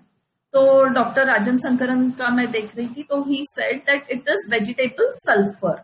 ओके, तो यहाँ पे कैसे है कि हंड्रेड्स ऑफ इयर्स अगो अभी किसी ने बताया कि लाइकोपोडियम फंगस होता है, तो sorry, it is not fungus, it belongs to plants kingdom. ये बहुत ही बड़ा ट्री था पहले, और जैसे जैसे इवोल्यूशन प्रोसेस आगे बढ़ते गया वैसे इसका हाइट कम होते होते होते अभी ये एकदम छोटा सा फर्न प्लांट बन के रह गया है, और इसको क्लब मॉस बोलते हैं। ओके, तो यहाँ पे मेन फीलिंग क्या होता है, देखिए कि लाइको का मेन फीलिंग ऐसे है कि a person remains small, okay, his survival will be difficult, he will B humiliated, he will B nowhere. Okay, क्योंकि उसका साइज कम कम होते आया है, उसका इंपॉर्टेंस कम कम होते आया है, उसका पोजीशन का नीचे जा रहा है, तो उसको ऐसे लगता है कि वो जब तक खुद कुछ बड़ा करके नहीं दिखाएगा तब तक वो छोटा ही माना जाएगा, उसका सर्वाइवल डिफिकल्ट होगा, और उसको ह्यूमिलिएशन, अरे तू तो कुछ नहीं कर सकता, तेरा बड़ा भाई देख कितना अच्छा है, तू तो कुछ नहीं कर सकता, ऐसा बोला जाएगा, और वो कहीं का नहीं रहेगा। तो ये फीलिंग लाइकोपोडियम अपने साथ लेके पूरी जिंदगी जीते रहता है। ये भी बहुत अच्छा बंदा होता है। तो यहाँ पे मेन थीम क्या है, he is ambitious, he has desire to grow bigger, उसको बड़ा बनना है। ओके, तो एक्चुअली कैसे है ना कि सर बोलते हैं, राजन शंकरन सर की, ये कैलकेरिया कार, लाइकोपोडियम और सल्फर, ये तीनों का एक साइकिल है। ओके, तो पहले कैलकेरिया कार, फिर लाइकोपोडियम और सल्फर। तो पीरियोडिक टेबल के हिसाब से अगर देखें तो कैलकेरिया कार में सिक्योरिटी और स्टेबिलिटी का इश्यू होता है, यानी उसको घर चाहिए, प्रोटेक्शन चाहिए, पैसा चाहिए, स्टेबिलिटी चाहिए, लेकिन वो अंदर से खोखला होता है। ओके, वो इजीली स्टार्टल होता है, वो प्रोटेक्शन चाहिए उसको, शेल में जाके बैठता है। और सल्फर कैसा होता है कि ये इसको नाम चाहिए, रुतबा चाहिए, ये इगोइस्टिक होता है, लेकिन वो रेफरेंस में भी है, और वो खुद को कुछ इंपॉर्टेंट हूं मैं ऐसे फील करवाता है सबसे, इसीलिए वो किंग रहता है ना। मैडम मैंने थोड़ा सा बताना था, जो साइकिल है ना उसमें सबसे पहले सल्फर आएगा, सल्फर, फिर कैलकेरिया कार, फिर लाइकोपोडियम, फिर उसके बाद फिर सल्फर, ये इनका साइकिल है। स्टार्टिंग मतलब सल्फर से होगी। ओके सर, मैंने जो शंकरन सर की बुक से पढ़ा है, तो I was trying to put up in that way. ठीक है sir, okay sir, thank you for the update. तो उसको रिकग्निशन चाहिए, उसको ऐसा वो खुद अपने पे प्राउड फील करे, ऐसे कुछ उसको करके दिखाना होता है। तो एग्जैक्टली लाइकोपोडियम ये दोनों के बीच में बैठा हुआ है। ओके, एक तो है वो लोगों पे डिपेंडेंट होता है प्रोटेक्शन के लिए, एंड इधर सल्फर है जो किंग है, जो अपना रुतबा बनाना चाहता है। इन दोनों के बीच में लाइकोपोडियम का प्लेस बनाया हुआ है, ऐसे सर बोलते हैं। ओके, तो यहाँ पे इसको बड़ा बनना है, do something in to earn his position in the family, in the society. लेकिन ये बंदा जो है वो खुद अंदर से डरा हुआ रहता है। किन चीजों से डरता है कि नए चीजों से वो डरता है। ओके, उसमें कॉन्फिडेंस नहीं रहता है। ठीक है, तो एक पोजीशन बनाने के लिए एक बंदे को क्या करना पड़ेगा, उसको गोल ओरिएंटेड एक्टिविटीज करने पड़ते हैं, उसको इंटरपर्सनल रिलेशनशिप्स डेवलप करने पड़ते हैं, उसको टाइम के साथ काम करना पड़ता है। लेकिन इसमें जो है लाइकोपोडियम में जो है, he is unable to take this challenges. Okay, क्योंकि उसको नया कुछ करना है तो उसको डर लगता है, इसलिए वो ये चैलेंजेस ले नहीं पाता है। एक्चुअली ये बच्चा जो होता है, हम लोग लाइकोपोडियम चाइल्ड के बारे में ही ज्यादा देखने वाले हैं, इसलिए मैं चाइल्ड के ही रूब्रिक्स बोलूंगी और थोड़ा सा उसी का शेड बोलूंगी। ओके, तो ये बच्चा जो है ये बहुत ही अफेक्शनेट होता है, ये हमेशा ही अपने मम्मी का हाथ पकड़ के, क्योंकि उसमें लैक ऑफ कॉन्फिडेंस है, क्योंकि वो डर है, उसको नई चीजों से डर है, जैसे नए लोग हों, नई चीजें हों, नए सिचुएशंस हो, कहीं पे पब्लिक में अपीयर होना है, नया एंटरप्राइज यानी नया काम कुछ करना है, तो उसमें लैक ऑफ कॉन्फिडेंस है, उसमें डर है, इसलिए वो हमेशा अपनी मम्मी का हाथ पकड़ के रहता है, हमेशा वो मम्मी को कैरी करो बोलते रहता है, carry desire to be carried, यानी मम्मा तू है ना मुझे सपोर्ट करने के लिए, तो ले मुझे तू ही संभाल, ऐसे बोलेगा वो। ओके, फिर वो बहुत ही उसका बिहेवियर भी एकदम चाइल्डिश रहता है, लेकिन वो एक्टिविटी करना चाहता है, वो कुछ ना कुछ एक्टिविटी में बिजी रहेगा। ओके, काफी वाइवेशियस होता है, सिंगिंग इनवॉलंटरली, विस्लिंग इनवॉलंटरी, यानी बच्चों जैसे, बच्चा आजू बाजू में क्या चल रहा है, क्या सिचुएशन है, ये सब नहीं सोचता है, वो अपना एकदम मनपसंद तरीके से वो जीते रहता है। तो सिंगिंग, विस्लिंग, लाफिंग सिली, ल्यूडिक्रस, यानी जो चीजों पे हंसना नहीं चाहिए वहां पे भी वो हंस रहा है। ओके, ऐसा ये बच्चा होता है। तो वो हमेशा मम्मी का हाथ पकड़ के, क्योंकि वो मम्मी का हाथ पकड़ना है, उसके लिए वो सपोर्ट है। ओके, वो अकेला रहने के लिए भी उसको डर लगता है ना, कि he desires for company. May be वो उससे बात नहीं करेगा, वो बाजू वाले रूम में बैठने दो, लेकिन मुझे कंपनी चाहिए, कोई तो मेरे साथ चाहिए। उसको अकेले रहने के लिए बहुत डर लगते रहता है। ओके, तो उसको कॉन्फिडेंस कम रहता है, उसको हेजिटेशन होता है। किन चीजों से हेजिटेशन होता है? तो नई चीजों को एनकाउंटर करने के लिए, नई सिचुएशंस को एनकाउंटर करने के लिए उसको डर बना रहता है। उसको नए लोगों से मिलने जुलने के लिए भी डर लगता है, इसीलिए वो अपना फ्रेंड्स का दायरा बढ़ा नहीं सकता है। एक दो फ्रेंड्स में ही वो कंफर्टेबल रहेगा, जो उसके साथ है उनमें ही वो कंफर्टेबल रहेगा, जो चीजें उसके पास है उसी में वो ठीक रहता है। Bed desire to remain in bed में भी है वो। तो नया कुछ टास्क लेना है तो उसको वो पॉसिबल नहीं है, वो अपने कंफर्ट जोन के बाहर नहीं आना चाहता है। तो timidity appearing in public, timidity appearing in public, talking to, maybe Lycopodium है। Okay, fear unknown of the, जहां पे कुछ पता नहीं होता है, नई जगह पे जाना है तो वो डरता है, नई चीज कुछ करना है, नए टीचर से मिलने के लिए जाना है, नए स्कूल में जाना है तो वो एकदम से डर जाता है। तो timidity fear with, fear children in, approach भी, कोई उसके पास आ रहे हैं तो भी उसको डर लगता है, कुछ लोगों से, कुछ स्पेसिफिक लोगों से मिलने के लिए भी वो डरता है। ओके, इसलिए उसको नई चीजें करना अच्छा नहीं लगता है, इसलिए वो कोई रिस्पॉन्सिबिलिटी लेने के लिए भी डरता है। यानी मम्मी बोलती है ना कुछ जाके लेके आओ, कहीं पे नया कुछ एरिया होगा तो ठीक है जाके नीचे से कुछ लेके आओ, तो वो डरेगा, वो रिस्पॉन्सिबिलिटी नहीं लेगा। न्यू आइडियाज एवर्जन टू, उसको जो रूटीन है ना वो काम वो करते रहेगा, उसमें वो एक्चुअली बहुत इंटेलिजेंट है, लेकिन नई चीजें करने के लिए उसको डर लगता है, कॉन्फिडेंस नहीं है, इसलिए वो नई चीजें नहीं करना चाहता है। ओके, फिर fear undertaking new things. Okay, undertakes nothing. तो ये जो चेंजेस है लाइफ में उसके, यानी अभी प्राइमरी से सेकेंडरी में जाएगा, सेकेंडरी से हाई स्कूल में जाएगा, या फिर उसका स्कूल चेंज करते हैं, घर चेंज करते हैं, तो उसको ये सब सहा नहीं जाता है। तो anxiety children in school about, anxiety children in school, children about their lessons, यानी अभी फर्स्ट स्टैंडर्ड से सेकंड स्टैंडर्ड में जाएंगे तो नए लेसन्स होंगे, नए सब्जेक्ट्स होंगे, तो वो भी उसको कंफर्टेबल नहीं लगता है, उसको डर लगता है। लेकिन ये बहुत ही कंसाइंशियस भी होता है। ओके, वो कंसाइंशियस भी है लेकिन उसके पास करेज नहीं है, इसीलिए वो फाइट बैक नहीं कर सकता, ये सिचुएशंस को फेस नहीं कर सकता, फाइट बैक नहीं कर सकता, तो वो यील्डिंग में चला जाता है।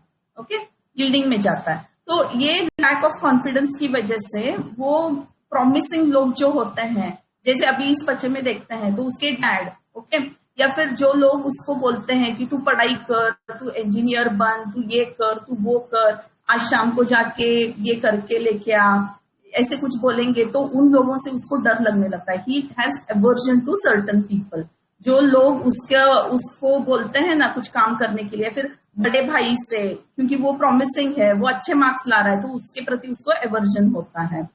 ओके, तो इसका प्रॉब्लम कब शुरू होता है? इसका प्रॉब्लम आईपीआर जब उससे एक्सपेक्ट करने लगता है, अच्छे मार्क्स लाओ या फिर कुछ काम करो, ऐसे बोलते हैं, तो इसका प्रॉब्लम शुरू हो जाता है। इसको कोई इसको डिक्टेट करे, इसको बिल्कुल पसंद नहीं होता है। कोई इसको कंपेयर करे तो वो भी किसी के साथ, उसके भाई के साथ या फिर उसके फ्रेंड के साथ कंपेयर करते हैं, तो उसको वो पसंद नहीं होता है।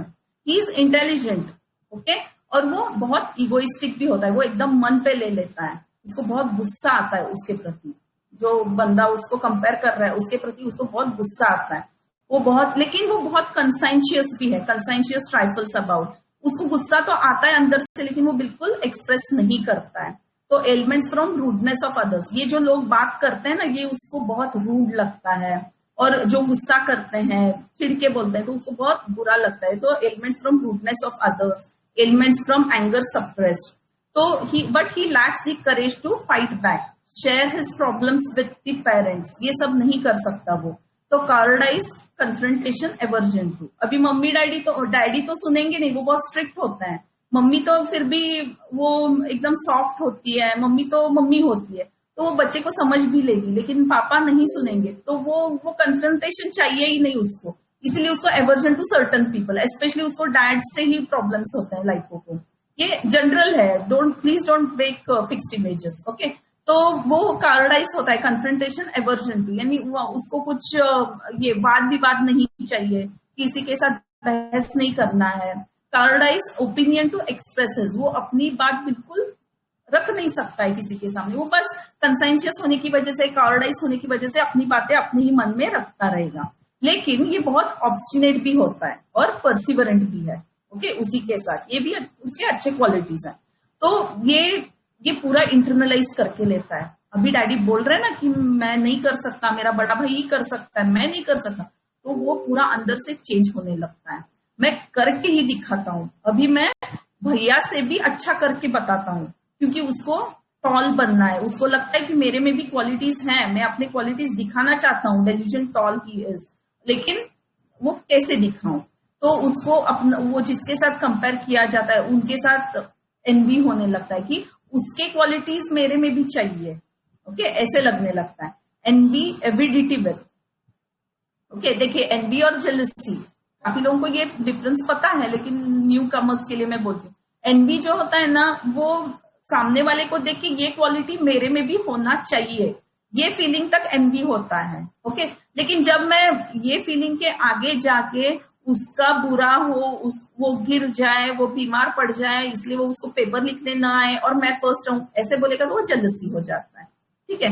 किसी के अच्छे क्वालिटीज है, फिर उसके पास अच्छा कंपास है, उसकी बैग अच्छी है, उसकी वाटर बॉटल अच्छी है, वैसा ही वाटर बॉटल मेरे पास भी होना चाहिए, ये एनवी होता है। जाके उसका वाटर बॉटल को तोड़ देगा या फिर कुछ छुपा के रखेगा, ये जेलसी बताता है, ओके।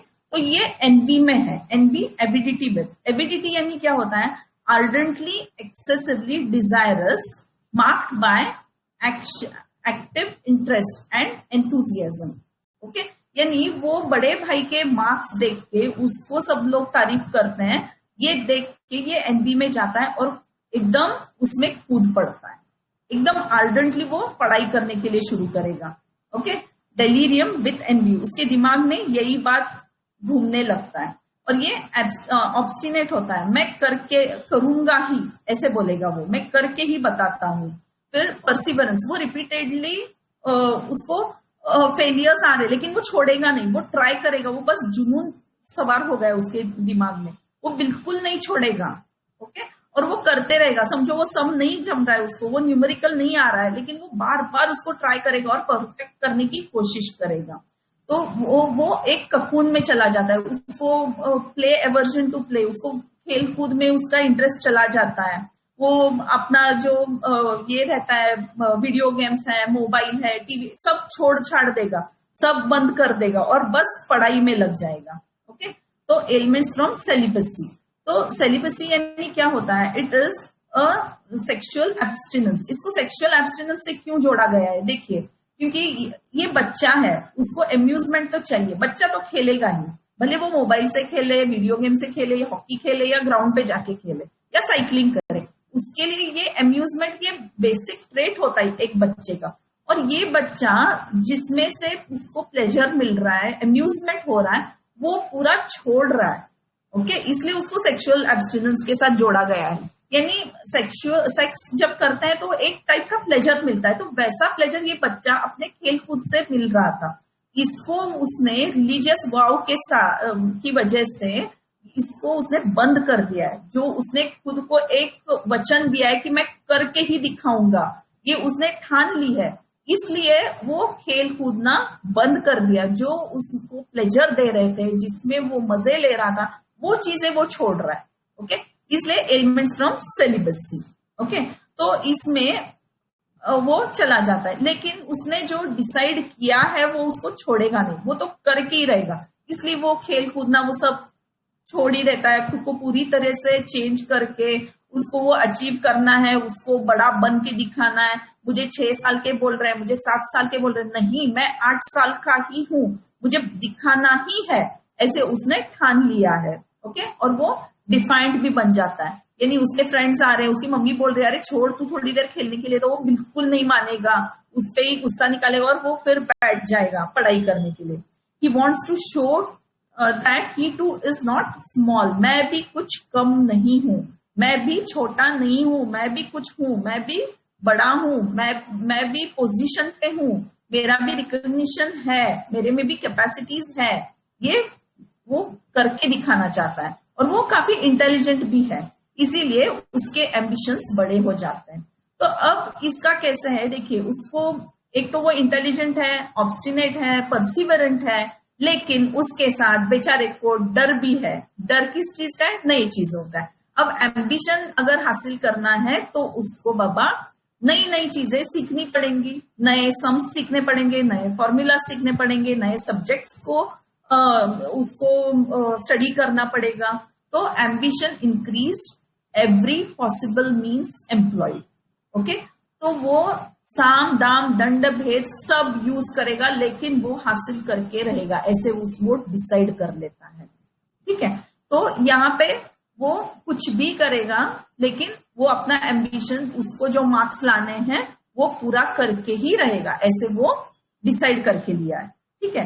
तो यहाँ पे कैसे है ना कि जब तक उस पर डोमिनेशन चालू रहता है, या फिर उसके डैडी जो उसको बोलते रहते हैं कि तुझे नहीं जम रहा है, नहीं होता है, एक लिमिट तक वो हंसते खेलते लेता है, ओके। इसीलिए वो लाफिंग ल्यूडिक्रस है, लाफिंग लुक्ड एट व्हेन, यानी उससे बात करने जाते तो है ऐसे हंसते रहता है पागलों की तरह। लेकिन एक लेवल के बाद जब उसको वो खटकता है कि मैं छोटा नहीं हूं, मैं भी अपने एज के हिसाब से बराबर हूं, मैं भी कुछ कर सकता हूं और मैं दिखाऊंगा, ये जब उसके दिमाग में ठान लेता है तब उसमें चेंज आता है, और वो दूसरों से भी अच्छा करके दिखाने के लिए वो ठान लेता है, ओके। तो यहाँ पे वो एकदम स्ट्रांग हो जाता है, ओके, एकदम कड़क हो जाता है, वो डोमिनेट करने लगता है, वो डिक्टेटोरियल होने लगता है, नहीं मैं यही करूंगा, मुझे पढ़ाई ही करनी है, मुझे खेलना नहीं है, मैं ऐसे ही करूंगा, मुझे यही खाना चाहिए, ओके। तो वो किस पे डिक्टेट करेगा? जो उसकी मानते हैं, ओके, जो उसकी बातें मानते हैं, जिन पे वो डोमिनेट कर सकता है, सिर्फ उन लोगों पे वो डोमिनेट करने लगता है, बाकी लोगों के साथ वो कॉवर्डाइज में ही रहता है। जो उसको डोमिनेट करता है, उसके डैडी जो उसको डोमिनेट कर रहे हैं, उनके साथ वो बिल्कुल इस भाषा में बात ही नहीं कर सकता, क्योंकि वो एक्चुअली कॉवर्डाइज है, एक्चुअली उसमें लैक ऑफ कॉन्फिडेंस है, इसलिए वो बात नहीं कर सकता उस हिसाब से, ओके। लेकिन इसको एक जुनून है कि मुझे बड़ा बनना है, यानी क्या? Power love for, okay. तो डिक्टेटोरियल, पावर लव फॉर। तो ये जो ट्रांसफॉर्मेशन है लाइकोपोडियम का, देखिए कितना अफेक्शनेट था, वो सबको हेल्प करता था, इधर उधर करता था, पेड़ पौधों में भी खेलता था, एनिमल के साथ भी, पेट के साथ भी खेलता था। लेकिन एक उसके डैडी ने बताया कि तू बड़े भाई के जैसे पढ़ाई में अच्छा नहीं है, तुझे कम मार्क्स मिले हैं, तो ये बच्चा देख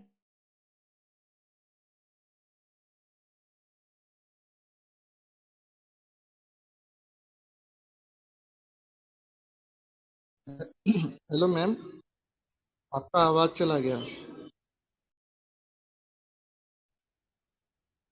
जी, सिर्फ मुझे ऐसा लग रहा है या दूसरे मेंबर्स को भी लग रहा है? सभी को ऐसा ही लग रहा है।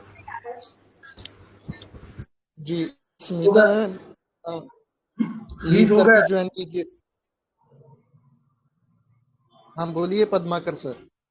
फ्रीज हो गया। जी जी फ्रीज हो गया। मर्जी का ले लिया तो देखो गड़बड़ होता है ना, उल्टा पुल्टा चीज खाए तो। समझो क्या किया? यस मैम, यस कंटिन्यू कीजिए। हाँ हाँ, मैं काफी देर से ऑडिबल नहीं थी क्या सर? नहीं ओके नहीं ऐसा नहीं था, जैसे ही हुआ हमने तुरंत आपको बता दिया। Okay sir, okay sir. तो ये जो ट्रांसफॉर्मेशन है उसका, जो डोमिनेटेड कंडीशन था वहां से वो डोमिनेटिंग में चला गया, जो माइल्ड और यील्डिंग था वहां से वो एकदम कंटेम्पचुअस, अपने मम्मी को कैसे वो ट्रीट कर रहा है, चीखता है, चिल्लाता है मम्मी पे, चिड़चिड़ करता है, जाके पापा का गुस्सा भी निकाल रहा है, तो हॉटी कंटेम्पचुअस हो गया है। कॉर्डाइज था तो वहां से वो डिक्टेटो, लेकिन ये जो शिफ्ट है कॉर्डाइज टू डिक्टेटोरियल या फिर डोमिनेटेड कंडीशन से वो डोमिनेटिंग कंडीशन में जो गया, ये उसका रियल पिक्चर नहीं है, क्योंकि वो अंदर से वो कॉर्डाइज ही है। तो उसका ये कैसे दिखेगा, उसका एडेप्टेशन कैसे रहता है कि उससे जो नीचे वाले लोग हैं, उससे जो वीक लोग हैं, उससे जो छोटे हैं, जिनको वो दबा सकता है, जैसे कि मम्मी हो, दादी हो, उनपे वो रॉक जमाता है। ओके, लेकिन जो बड़े हैं, उसके डैडी है, उसके दादाजी है, उनके साथ वो रॉक नहीं जमा सकता। वहां पे वो उनके हिसाब से चलने लगता है, उनको खुश रखने की कोशिश करता है, उनको फ्लैटर करने लगता है। ओके, इसीलिए वो फ्लैटरिंग सिड्यूसिंग बिहेवियर में भी है। तो इस कंडीशन में उसको अगर बोला जाए कि उसको कंसोल किया जाए, उसको बोले कि बाबा ऐसे मत कर, तो पढ़ाई के साथ खेल कूदना भी चाहिए, तेरे हेल्थ के लिए भी अच्छा है, ऐसे तो इतना करेगा तो तेरा हेल्थ भी खराब हो, लेकिन वो कुछ सुनने की इसमें नहीं रहता है, वो कुछ भी सुन के नहीं लेता है। ओके, तो इसीलिए वो कंसोलेशन एग्रीवेशन में है, म्यूजिक एग्रीवेशन में है, टच एवर्जन टू, यानी कोई भी आके उसको कुछ सांत्वना नहीं देना है, कुछ समझाना नहीं है, और वो काफी रूड भी हो जाता है। ओके, तो यहाँ पे जो उसका नेचर है वो कॉर्डाइज भी है, डिक्टेटोरियल भी है। ओके, लेकिन जैसे सिचुएशन है उसके हिसाब से उसमें चेंजेस आते जाते हैं। ओके, वो ऊपर से दिखाता है कि वो डिक्टेटोरियल है, डोमिनेटिंग है, लेकिन अंदर से एक्चुअली उसको बहुत डर होता है। तो ये उसका हिपोक्रेसी है, वो सामने वाले को अपना डर नहीं दिखाना चाहता है, क्योंकि फिर लोग उसको बोलेंगे ना कि तू छोटा है, तू एकदम चिल्लर है, ऐसे बोलेंगे ना, इसलिए वो खुद को वैसे बूस्ट करके बताता है। ओके, लेकिन उसमें लैक ऑफ कॉन्फिडेंस है, he feels incapable due to his anticipatory anxiety. देखिए, इसको ना सिलिशिया के साथ एंटिसिपेटरी एंजाइटी में हम लोग कंपेयर कर सकते हैं। यहाँ पे कैसे है, सिलिशिया अपने इमेज को लेके परेशान रहता है, लेकिन इसका कैसे है, वो स्टेज फ्राइट है, वो नया एंटरप्राइज है ना, उसके लिए नया चीज है, वो पब्लिक के सामने जाके खड़ा रहना, उसको पहले ही टिमिडिटी होती है। वो स्टेज पे जाके खड़ा रहेगा ना, तो एक बार शुरू करेगा तो वो इंटेलिजेंट है, एकदम अच्छे से बोलेगा, डिबेट्स में लाइकोपोडियम बहुत अच्छा है, वाइवा एग्जाम में वो बहुत अच्छा है, लिखने में उसको प्रॉब्लम्स होते हैं, उसको थॉट्स के लिए, क्योंकि उसको प्रॉपर नेम्स हैं, फिर कुछ इंसिडेंट्स हैं, डेट्स है, ये याद नहीं आते उसको, इसलिए वो लिखते वक्त बहुत प्रॉब्लम्स होते हैं उसको, और उसको इसीलिए एग्जामिनेशन फंक भी है। ओके, तो इसका ये चीज है। और हाँ, और कुछ रूब्रिक्स है उसके। टैसिटन म्यूटिज्म, यानी बच्चा बिल्कुल बात नहीं करता है, कुछ भी कर लो, जैसे ये लड़का ही है, मैं कितना उसको पूछ रही थी, लेकिन वो एक वर्ड नहीं बोल रहा था, वो उसे मुंह घुमा के लिया था, वो मेरी तरफ देख भी नहीं रहा था, लेकिन वहां पे उसका आंसरिंग एवर्जन टू, कई लोगों ने आंसरिंग एवर्जन टू लिया, वैसे नहीं है, वो टिमिडिटी की वजह से वो वैसे कर रहा था, वो दोनों हाथों से ऐसे छुपा के लिया, फिर ब्लैंकेट ओढ़ के ले रहा है। ओके, तो वो टिमिडिटी की वजह से था उसका। तो टैसिटर्निटी म्यूटिज्म में भी लाइकोपोडियम है। फिर behavioural problems, children in good at school not at home, घर पे वो दबंग रहता है, लेकिन स्कूल में, क्योंकि वो पब्लिक प्लेस है ना, बहुत सारे लोग हैं, नए लोग हैं, तो वहां पे एकदम गुड बॉय की तरह एकदम चुपचाप रहेगा, लेकिन घर में आएगा तो एकदम तूफान रहता है उसका। क्लिनिक में अपने सामने भी वो एकदम अच्छा बच्चा बन के रहता है। मम्मी बोलती है उसको, मम्मी को पूछेंगे ये ऐसे ही शांत रहता है क्या, आप जो बोलेंगे वो सब सुनता है क्या, तो मम्मी बोलेगी बिल्कुल नहीं सर, या ऐसे तो वो बिल्कुल नहीं रहता है। घर पे ना इसका पूरा ऑपोजिट रहता है, घर पे तो पूरा चालू हो जाता है, सबके साथ एकदम रूडली बिहेव करेगा, डिक्टेट करेगा, उसको जो चाहिए वही करेगा, अगर नहीं किया तो गुस्सा आ जाता है उसको, तो मम्मी ऐसे ही बोलेगी। ही इज वेरी मच, काफी बार वो हम लोगों को एब्यूजिव, डिसओबीडियंट, डिक्टेटोरियल ऐसे भी दिखता है, लेकिन उसका वो दूसरा शेड है कि नए प्लेस में जाने के बाद वो एकदम ये हो जाता है, एकदम चुपचाप हो जाता है, एकदम माइल्ड हो जाता है, एकदम सबमिसिव हो जाता है, यील्डिंग हो जाता है। ओके, तो फिर वो इंटेलिजेंट है, लर्निंग डिजायर फॉर है, कंसाइंशियस ट्राइफल्स अबाउट। ओके, फिर वो अपना होमवर्क वगैरह टाइम पे कंप्लीट करना चाहते हैं ताकि वो अपने करियर में हासिल कर सके, उनका जो मोटो है, उनका जो फोकस है बड़ापन की दिखाना है, उसमें वो आगे बढ़ सके, इसलिए वो होमवर्क वगैरह भी करने लगते हैं। कुछ बच्चे फिशिंग एप्टीट्यूड में भी हैं। ओके, फिशिंग एप्टीट्यूड यानी उनको जिस तरह से चाहिए ना उस तरह से मौका देख के ले लेने का। यानी समझो कि अभी कुछ बच्चे को कुल्फी खानी है, मम्मी उसको देती नहीं है, उसको सर्दी है तो उसको देती नहीं है, तो जब 4-5 लोग घर पे गेस्ट आए रहेंगे ना तब जाके वो मम्मी को पूछेगा और उस मौके का फायदा उठा के वो जाके कुल्फी खाएगा। Okay, this is fishing aptitude.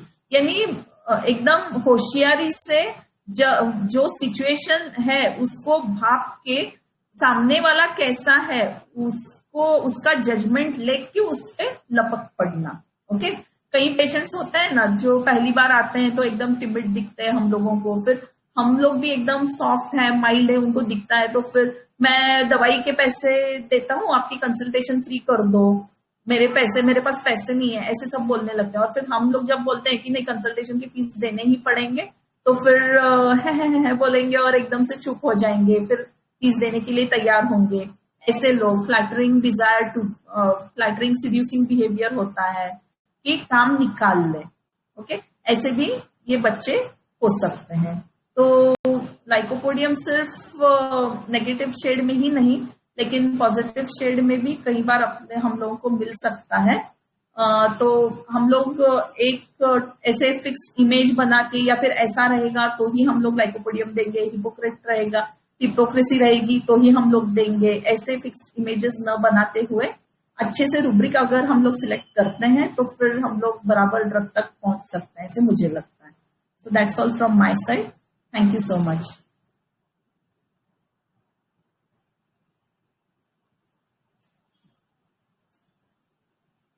किसी को कुछ क्वेरी हो तो प्लीज पूछिए।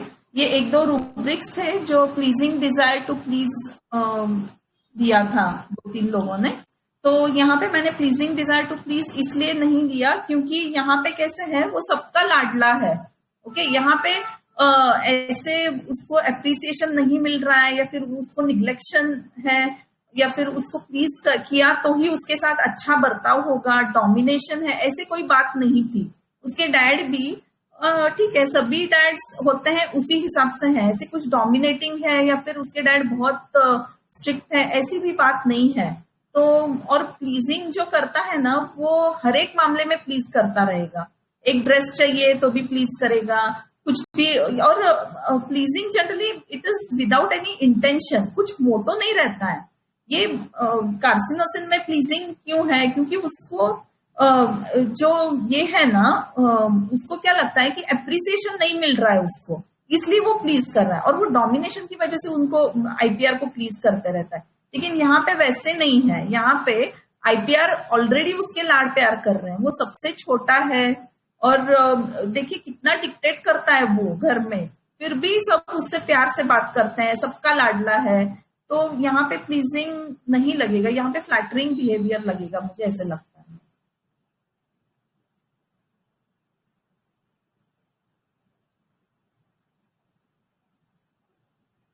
हेलो,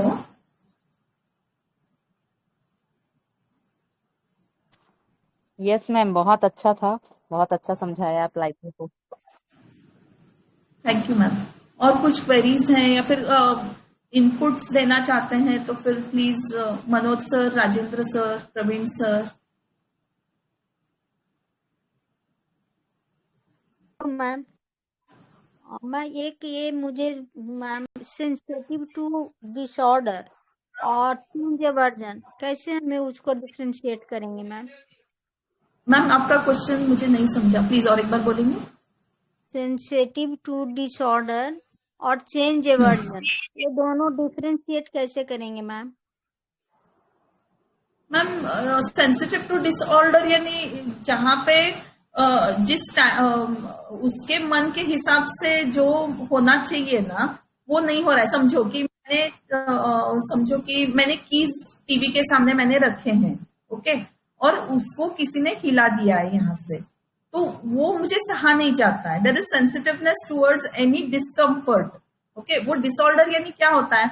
वो एन मौके पे नहीं मिलता है, या फिर कुछ केओस हो जाता है, कुछ फसअप हो जाता है, मेसी हो जाता है, तो वो चीजें उसको पसंद नहीं होती है। और चेंज एवर्जन टू, यानी समझो कि उसका स्कूल में चेंज आ गया, उसके लाइफ सिचुएशन में चेंज आना, वो उसको पसंद नहीं होता है। Okay ma'am, thank you. यानी इट इज नॉट मेसी या फिर इट इज नॉट डिसऑर्डर ना, कभी कभार हो सकता है लेकिन हर बार वो नहीं हो सकता ना जब चेंज होता है तो। ओके, थैंक यू मैम, आपने बहुत अच्छा समझाया लाइकोपोडियम। सेंसिटिव टू डिसऑर्डर ये थोड़ा सा नेगेटिव रूब्रिक है ना मैम, क्योंकि वहां पे डिसऑर्डर है, यहाँ पे तो चेंज है। बिल्कुल बिल्कुल, दोनों थोड़े से सिमिलर जैसे लगते हैं मैम, इसके लिए मैं पूछ रही थी कि एक्चुअली दोनों को कैसे अगर डिफरेंशिएट करना हो तो क्या होता है। कभी कभी मुझे ऐसा अपने को लगता है कि ये दो रूब्रिक में कंफ्यूजन होती है, तो सिमिलर जैसे रूब्रिक होते हैं तो थोड़ा कंफ्यूजन अगर दूर हो जाती है तो फिर वो वहां पे लेने में इजी होती है।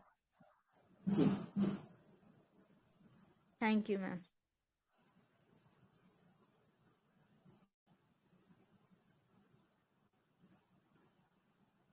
और किसी को कुछ क्वेरी है? मैडम जैसे ना मैं अभी जो माइंड सिस्टम है ना उसमें मैं अभी ज्यादा पुराना नहीं हूँ, तो अभी थोड़ा टाइम ही हुआ है मेरे को ज्वाइन किया माइंड सिस्टम में। तो मेरे को ना कुछ कंफ्यूजन ऐसी होती है, जैसे मैं क्योंकि जैसे आप लोग सारा समझाते हो ना, मैं समझता भी हूँ। तो जैसे प्रैक्टिकली में हमारे पास पेशेंट आते हैं ना प्रैक्टिकली, तो माइंड के सिम्टम तो शुरू से मैं लेता रहा हूँ। तो मैं क्या करता था, जैसे एग्जाम्पल के तौर पर किसी पेशेंट के सिम्टम लिए मैंने ना, फिर उसको मैं टैली करता था उसके पेशेंट का मैं ई सेंस निकालता था, ई सेंस सिम्टम्स का ई सेंस, ठीक है। तो उसको मैं टैली करता था राजा शंकरन के सर से, तो फिर उस हिसाब से मैं रेमेडी सेलेक्ट करता था। अभी माइंड सिस्टम में क्या है कि जैसे अभी उसको कफ है ना, तो आपने उसको लाइकोपोडियम दे दिया। आवाज आ रही है? हाँ, आ रही है। हेलो, बोलिए बोलिए सर। तो जैसे लाइकोपोडियम दिया, हाँ तो आपने लाइकोपोडियम दिया ना, तो क्या होता है कि जैसे अभी लाइकोपोडियम का जो इसेंस जो राजन शंकर सर का है, क्योंकि मेरे पास उनके नोट्स तो नहीं है, अपने जो माइंड सैगल सर के जो ना बेसिक नोट्स है, लेकिन मेडिसिन का जो इसेंस था, इसेंस क्या होता है उसका मेरे को नहीं इतना पता चलता। तो मैं शंकर सर के जैसे नोट्स में लाइकोपोडियम में बीच में बोलने भी लगा था, फिर काफी लोग बोल रहे थे उसमें उसका इसेंस यही होता है लाइकोपोडियम का, कि वो अपने आप को बड़ा बनाना चाहता है। छोटा होता है ना, वो समझता है मैं छोटा हूँ, मैंने ग्रो करना है, बड़ा बनना है, मैं सर्वाइव कैसे करूंगा, नहीं तो अपने आप को बड़ा बनने की कोशिश करता है। तो ये जो आपने केस रिप्रेजेंट किया है अभी कफ वाला, उसमें ऐसी इसेंस मना वो मेरे को नजर नहीं आ रही थी, जहाँ मेरे को समझ नहीं लग रही होगी फिर, क्योंकि जो राजा शंकरन सर के नोट्स थे ना, उसका अगर आप मेडिसिन का इसेंस लेंगे लाइकोपोडियम का, और जो आपने केस रिप्रेजेंट किया, तो उसमें थोड़ा डिफरेंस ऑफ ओपिनियन लग रहा था मेरे को। सर कैसे होता है ना कि इसेंस तो सही बात है, आप बोल रहे हैं, वो थोड़ा सा दोनों मेथड्स डिफरेंस है, थोड़ा सा डिफरेंस है। हम लोगों के से या फिर सैगल सर के हिसाब से, मोहंती सर के हिसाब से, कि पूरा शेड एक ही पर्सन में पूरा नहीं मिल सकता सर, वो पार्शियल होता। हाँ जी, क्योंकि ना मैं शुरू से ही सिम्टम्स लेके फिर उसका इसेंस निकालता था, पेशेंट का मकसद क्या है, क्यों मेडिसिन ले रहा है। फॉर जैसे ना कल एक केस आप कल का जो ग्रुप का केस था ना, वो शायद उसका था अपने नेट्रोम्योर का था, कल का या परसों का कुछ नेट्रोम्योर का था वो। तो उस मेरे पास एक पेशेंट आई थी, तो वो काफी 7-8 साल से ना वो डिप्रेशन में थी। हेलो, तो 7-8 साल से ना 7-8 साल से डिप्रेशन में थी वो, 7-8 साल से। तो वो नींद की मेडिसिन भी ले रही थी, डिप्रेशन की मेडिसिन भी ले रही थी ना। तो जब वो हमारे पास आई 2-3 महीने पहले, तो उनके मैंने सिम्टम्स लिए ना, तो मैं उसको आगे फर्दर फाइंड आउट करता रहा। मैं भी थोड़ा डीप डेप्थ में जाता हूँ जब सिम्टम्स लेता हूँ ना, क्यों हो रहा है, क्यों ऐसे हो रहा है। तो उसका इसेंस मेरे को ये आया कि क्या है कि जो मेरे हस्बैंड है ना, वो थोड़े से डिसऑनेस्ट है। मैं कहा डिसऑनेस्ट का मतलब क्या है आपका? कहते डिसऑनेस्ट माना वो मेरे को चीट करते हैं। मैं क्या चीट करते हैं तो कहती उसके ना कल एक थोड़ी देर पहले मैंने उसके मैसेजेस पढ़े थे मोबाइल पर मैसेजेस। वो मैसेजेस थोड़े से वो किसी मना थर्ड पर्सन के साथ उनका उसका अफेयर चल रहा है। तो जब मेरे को उसके मैसेज पढ़े मैंने तो मेरे को बहुत हर्ट हुआ।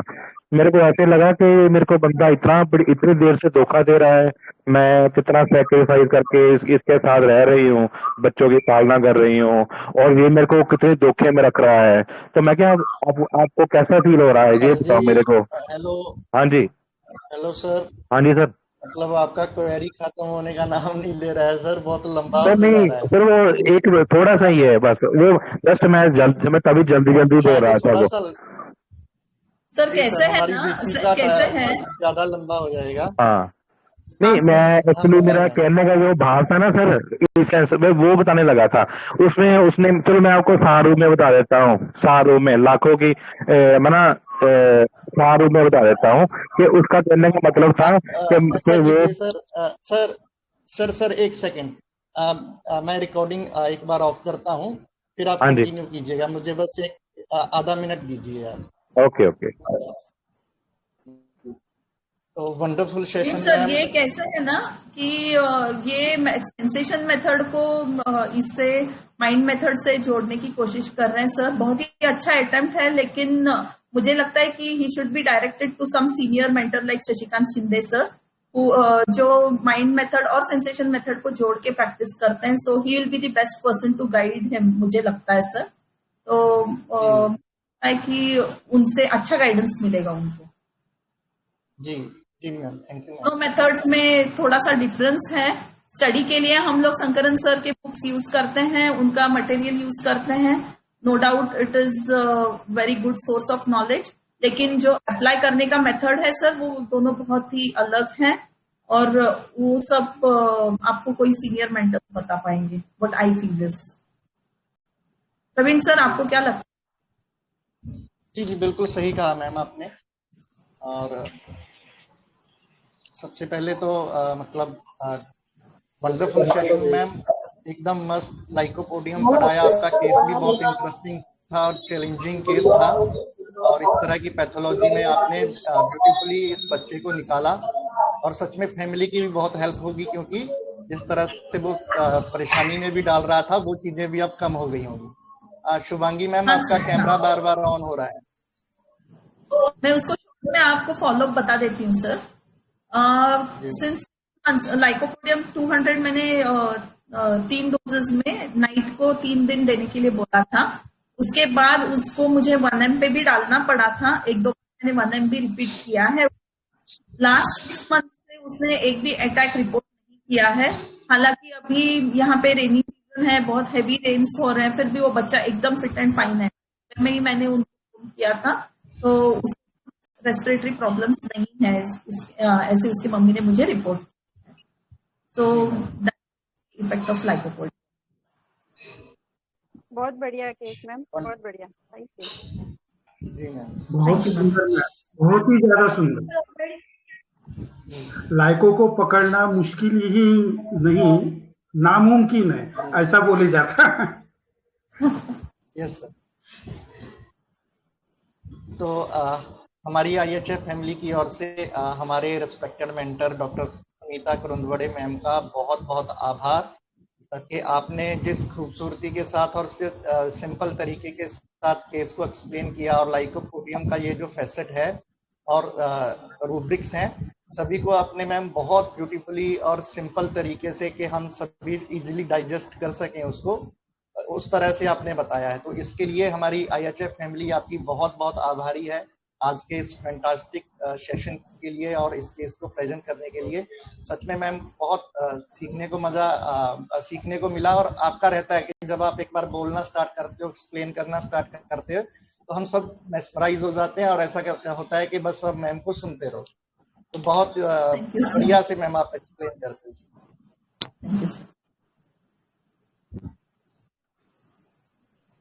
अभी मैं